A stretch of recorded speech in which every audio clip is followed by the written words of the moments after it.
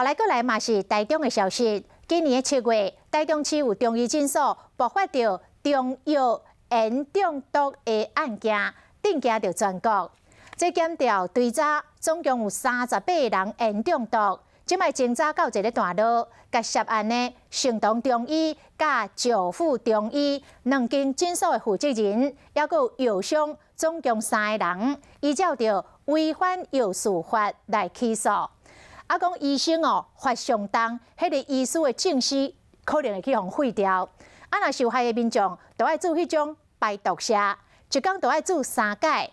2支手已经煮到无位通煮了，只好处理的手指头的关节。家属来形容讲，迄种的痛比生囡仔要搁较痛。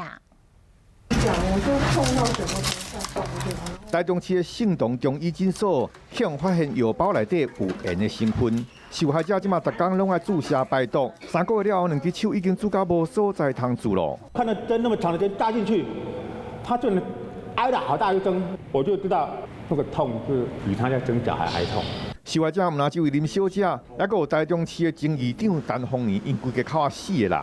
检调单位发现，盛同中医甲另外一间九福中医要注射掺入药内底，总共有38个人受害。不过家属袂当谅解的是，盛同中医的负责人完全拢无反悔。道歉函，你真表悔意，你说你要负起全部的法律责任。正常的人打电话给他，我们政商关系非常好，你打官司打不赢我们的，我赔你医药费，你就撤告吧。盛同甲9号2间中医诊所的负责人，还有药商3个人，事后方裁定羁押，检方侦查结束，对3个人按照伪造文书甲药事法起诉。由惩戒委员呢合议决议惩戒的内容，最重可废止医师证书。